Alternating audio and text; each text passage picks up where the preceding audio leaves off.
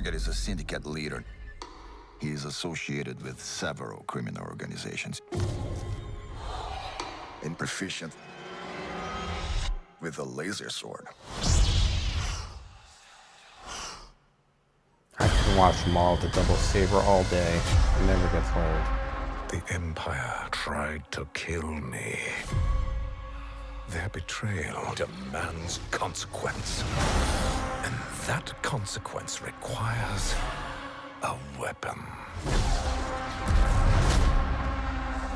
Together, we can destroy the He's Empire. recruited like 10 apprentices already.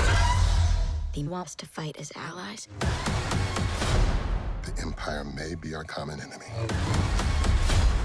but Maul will never be our ally. The animated underworld is perhaps the best set We need piece to find him. in all of Star Wars. Whatever it takes. Essentially. This is escalating out of our hands. The Empire will want answers. The Empire will lock this planet down. Voice sounds familiar. Jedi. Oh, Maul is gonna cook the Inquisitors. Are you kidding me? He's gonna cook them.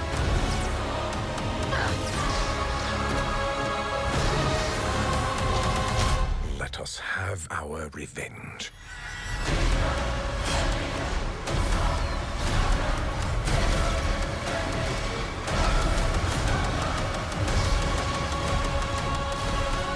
We're not gonna take out the whole Empire.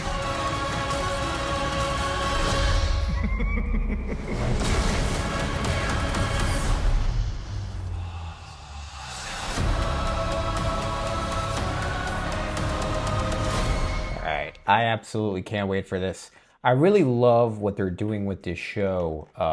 You know, I love in Star Wars, really everything where it's bad guys versus bad guys, and there's different layers. You know, Star Wars is always good guys versus bad guys, but I love that they're kind of showing, like, the fact that he's alive and he's not a Sith. I think having Force users, similar to Ahsoka when she was a Force user but not a Jedi, Force users who are not Jedi or Sith but still know how to use the Force and lightsabers, I think are very interesting. They don't talk about it enough in Star Wars. I also am absolutely obsessed with the underworld, particularly the animated underworld, which we saw in this. I think it's just the most interesting piece of Star Wars that I think still to this day has not been mined enough. When you think about, you know, episode 2, you know, in Attack of the Clones, when they go to the bar and they're just kind of hanging out in there, I just think Coruscant in general, that whole underworld, is really cool and we should spend more time there. You know, this is like really, really where Star Wars should exist. Until you could figure out what you're doing with your movies. And I think, you know, Mando is a pretty safe bet. And then we got the Ryan Gosling Starfighter movie. But neither of those are really like pushing forward. Like those aren't episode movies with Jedi.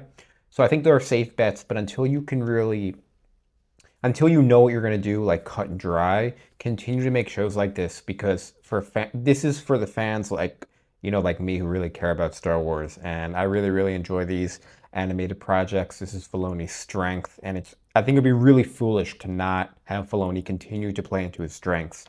In terms of the Darth Maul stuff, look, I know a lot of people are going to say they're milking it, but they definitely made a mistake when Phantom Menace killing him, no question about that. But at the same time, there was really no way of knowing that we would have animated shows and streaming services back in 1999. So I kind of give him a pass for that.